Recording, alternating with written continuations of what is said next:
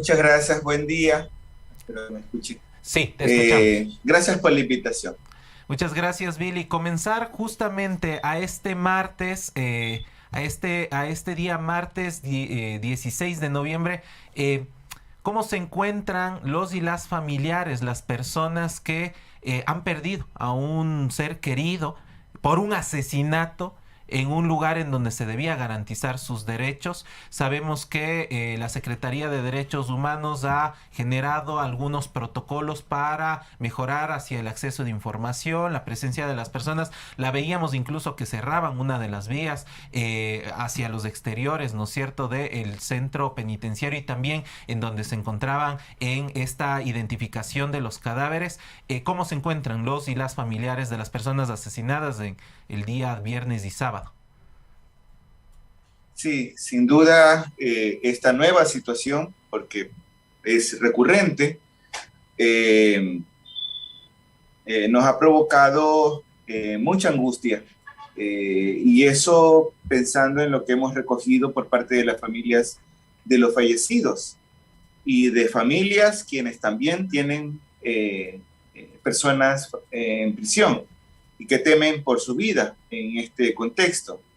Nosotros como organismo de derechos humanos, integrantes de la Alianza contra las Prisiones, estuvimos haciendo un recorrido el sábado y el domingo en la penitenciaría y en los exteriores del cuartel de la Policía Judicial, donde funciona el Departamento de Criminalística y Ciencias Forenses.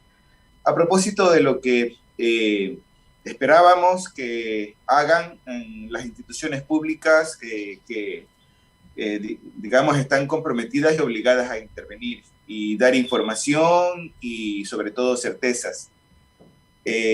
Poco, poco, y eso diciéndolo digamos, documentación en mano, se ha logrado ofrecer por parte de las instituciones públicas a las ciudadanías en términos de certezas. Y por eso el mayor sentimiento, extendido sentimiento que aparece en los exteriores, tanto de la penitenciaría como de criminalística, es aún hoy, no tener constancia de que el pariente se encuentra en una nómina anónima que estaba pegada en un poste en exteriores de la penitenciaría, sin ningún membrete, sin ninguna firma de responsabilidad, sin nada, sino una lista de personas y una columna al parecer, el pabellón a la que pertenece. Ujú. Son de las cosas que podríamos tener, digamos, como evidencia de la manera tan negligente como las instituciones tratan a las familias de las personas fallecidas. Es realmente bastante decepcionante la forma como se trata a estas familias y el sentimiento, el dolor que se encuentran. Si una botellita de agua se les ofrece en pleno sol, como el que ahora ya en invierno tenemos acá. Y bueno, lo que sí hay que reconocer es, como lo ha dicho Carlos, la posibilidad de contar con el servicio de contención de la Secretaría de Derechos Humanos. Ahí en criminalística también había funcionarios de bomberos y de Cruz Roja en esto. Pero, como digo, de lo poco que se ofrece. Ahora, Billy, uno esperaría que luego de lo sucedido en septiembre con la anterior masacre, a pocos meses un estado de excepción y nuevas medidas, principalmente económicas, dictadas por el gobierno, pero además un estado de excepción, uno esperaría que existan mejores condiciones para, primero no afrontar una nueva situación como esta, pero además tener lecciones aprendidas que se hayan podido implementar para el manejo justamente de lo que mencionas, lo que es las familias, las personas que están en condición de cárcel. ¿Ha cambiado algo? ¿Ha servido para algo el estado de excepción dentro de las cárceles? no, lastimosamente eso va a convertirse en papel mojado, que ya lo habíamos venido evidenciando en el anterior gobierno, donde estas circunstancias hacían que esta sea la primera y única medida que se tome, pero sin ningún efecto concreto, objetivo, que permita el control de estas circunstancias, que si bien es cierto son enormemente preocupantes. Acá nuevamente me refiero a este gobierno, ha hecho mano y ha ofrecido seguir con esa cantaleta sin que eso finalmente se constituya en un giro de timón. Creemos que el gobierno está lleno de excusas, el actual, porque el otro era absolutamente inoperante, ¿no? Inútil. Acá lo que tenemos es un gobierno que ha estado empeñado en el ejercicio del poder durante muchos años y de repente ayer aparece como sorprendido, como frente a una novedad. Creo que eso debe de llevarnos a reflexionar sobre el tipo de organización política que ocupa el timón, quien lleva el timón de un país como Ecuador en esto. Parecería ser que recién, y eso pensando en que la pandemia lo ha ocupado antes, y que ahora recién comienza a aparecer y interviene de esa forma, ¿no? En esto. Y eso tiene que ver no solamente con una gestión negligente, por decirlo en lo mucho, digamos, porque poco ha hecho. O sea, ni siquiera la negligencia le calza a este gobierno. Ni siquiera la negligencia, porque no es que ha hecho cosas mal, no ha hecho nada en esto. Y ahora aparece con los militares. Hay que ver qué consecuencias al interior de las Fuerzas Armadas provoca lo que les está obligando a hacer, a propósito de que no tienen suficiente preparación, y dejándola a un lado como fuerza cooptada por las mafias a la Policía Nacional. En pocas palabras, y para el buen entendedor, lo que está haciendo es debilitando a la institución que plenamente podría haber estado a cargo de esto, al menos durante estas 7 horas del episodio del 12 de noviembre, en esto, y que tiene atribuciones a que constantemente se realicen requisas y demás. ¿Pero para qué? Para sacar las armas y volverlas a meter luego, ¿no? Y entonces creo que hay unas lecturas más detenidas y más serenas que la ciudadanía debe de tener a propósito de donde nos está conduciendo un gobierno que se está deteriorando aceleradamente y lleno de cuestionamientos a propósito de asuntos de corrupción incluso. Billy, hay un tema que generó indignación a la par de lo que sucedía ya entre la noche del viernes y sábado, la madrugada del sábado, que fue esta acción de diferentes actores políticos. Me refiero a la prefecta de la provincia de Guayas, la presencia del presidente de la República, el señor Arrosemena desde la gobernación. ¿Ustedes tienen conocimiento justo de por qué se dio este evento? Que más allá de recurrir a la anécdota, si hay posiciones políticas frente a los problemas que están pasando en el país y lo que ocurre en el sistema penitenciario, lo que ocurre con las personas privadas de la libertad, levantó mucha indignación. Finalmente, si es que eso es efecto o luego tiene resultados político-partidistas, en este espacio no es que lo vayamos a tratar. Vamos al tema central justo de esta disputa de los discursos y cómo está operando una clase política, más específicamente ahí en la provincia de Guayas, cómo está operando. Sí, Jorge, efectivamente eso ha levantado mucha indignación porque era simultáneo, era una cosa que no se podía creer. Me refiero a la indiferencia, a la manera tan insensible de ver lo que estaba pasando, de sentir, de ser conscientes de lo que estaba pasando en esta misma ciudad.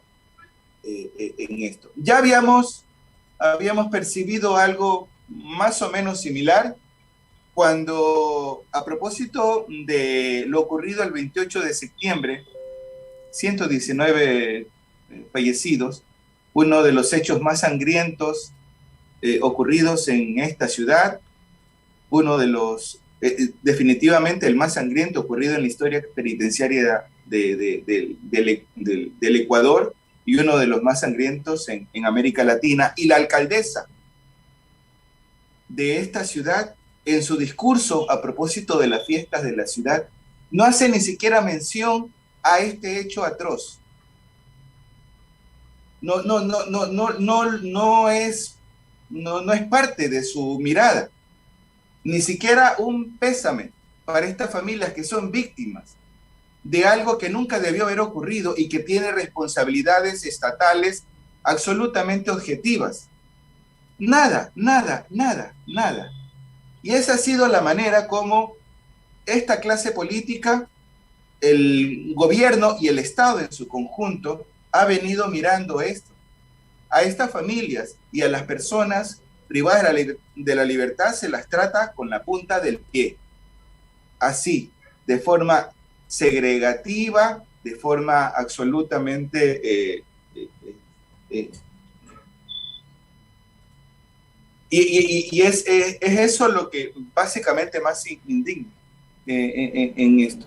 Ahora, no caben excusas ahí. Ahora, se ha hablado de que se espera la llegada de la Comisión Interamericana de Derechos Humanos desde las organizaciones de defensa, de vigilancia, de seguimiento de los derechos humanos. Se encuentra este espacio, esta articulación contra las prisiones, la Alianza contra las Prisiones. Ustedes han sacado un comunicado hacia el seguimiento de la exigencia de responsabilidad del Estado ecuatoriano. ¿Cuáles serán las siguientes acciones? Las personas que se están preguntando qué se va a hacer, qué va a pasar, que nos puedan ustedes como dar luces desde los derechos humanos, qué se exige. Sí, bueno, los organismos de derechos humanos y los que estamos articulados en la Alianza contra las Prisiones hemos venido señalando progresivamente, y desde el 2019 que contamos con este espacio de articulación especializado en tema carcelario, una serie de alarmas a propósito de lo que ha venido ocurriendo. No es que haya faltado recomendaciones de parte de sociedad civil en el Ecuador, de parte de instituciones de control en el Ecuador, de parte de sistemas de protección a nivel internacional. No es que el gobierno no haya tenido suficiente orientación para que esto que nos está pasando no ocurra. Ha habido abundancia de esto. En esto, y eso, digamos, le va a costar justificarlo en esto, porque hay, digamos, responsabilidades objetivas, como he dicho, sobre todo este elenco de canallas que nos gobierna en esto, y creería que la Comisión Interamericana, pero también el Ministerio, el Sistema Universal de Derechos Humanos, va y está, digamos, con la mirada fija a lo que se está haciendo acá. En esto. Esta situación es por demás preocupante.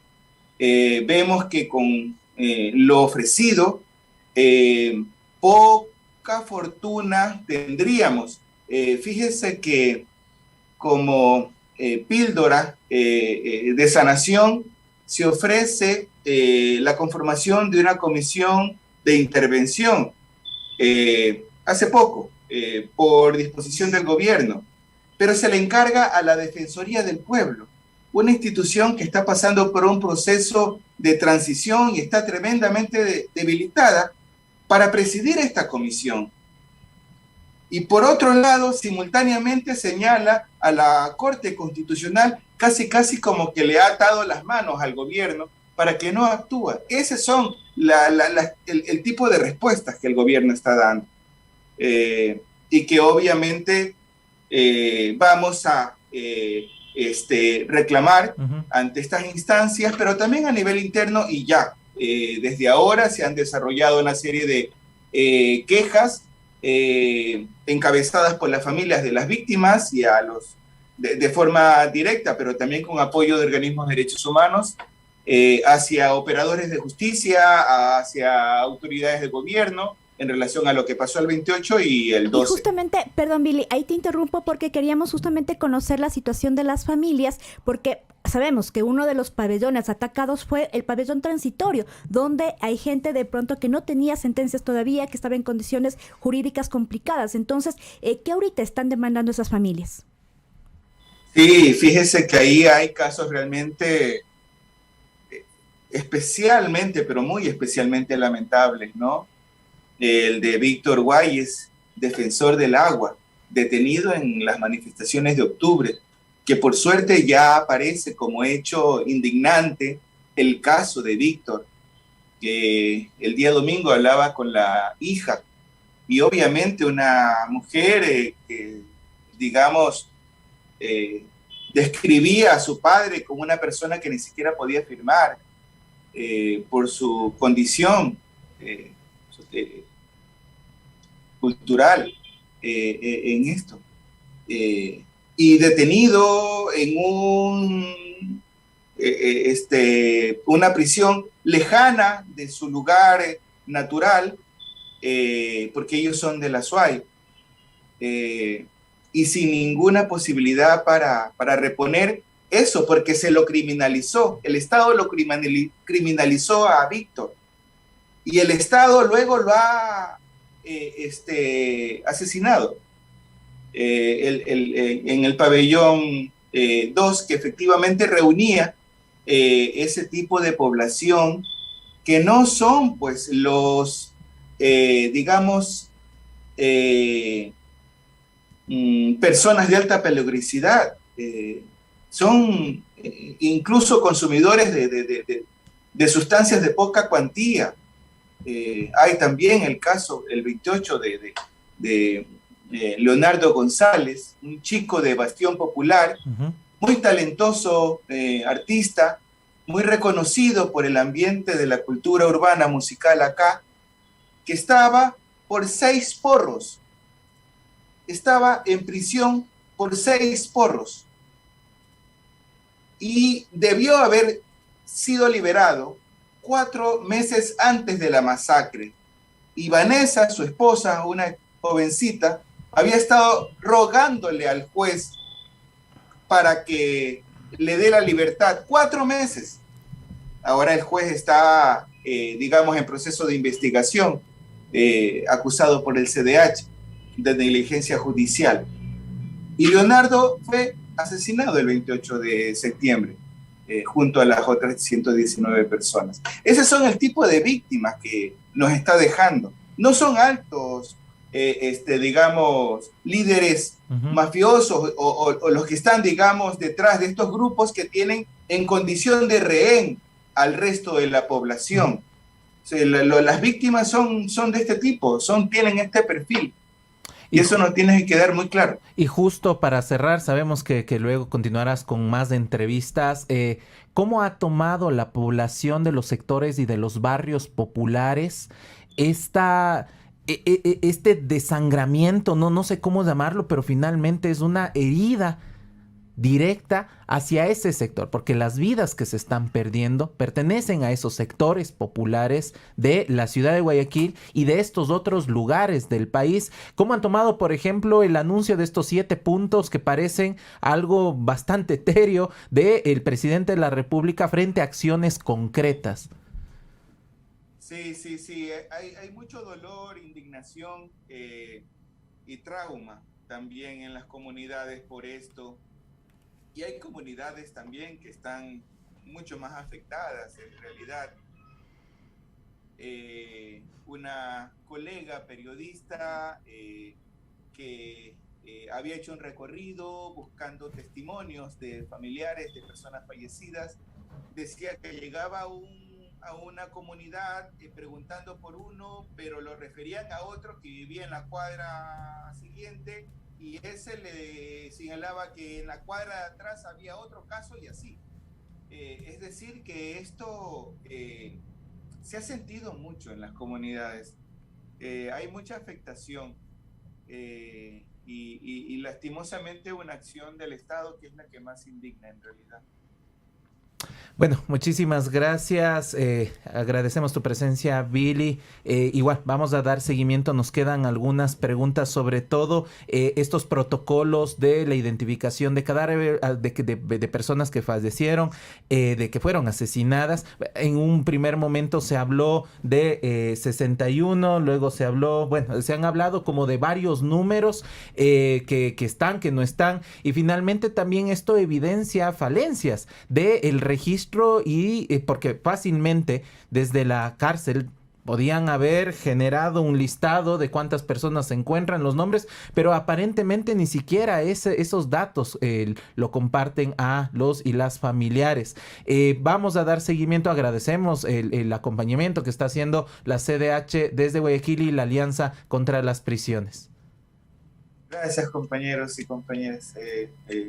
Vamos a estar acá dándole seguimiento y apoyo a las familias. En los próximos días vamos a estar también produciendo reuniones con ellas, tratando de, digamos, desarrollar un proceso de conformación de un comité de familias, que creo que eso cabe. Como sabemos, la defensa de los derechos humanos se tiene que hacer codo a codo con las personas que son afectadas directas. Y eso es lo que estamos procurando también a propósito de vocería y demás. Entonces, vamos a estar también confiados en que ustedes nos acompañen en este proceso de visibilizar esas voces en algún momento. Muchísimas gracias, Billy. También admirable, por supuesto, el trabajo que la CDH realiza acompañando a estas familias en los diferentes sucesos que lamentablemente hemos tenido que vivir en este año. Muchísimas gracias y, como decimos, estamos al pendiente entonces de lo que siga sucediendo, sobre todo con las familias en cuanto a las medidas de reparación que son urgentes en estos casos. Muy bien, muchas gracias. Buen día a todos.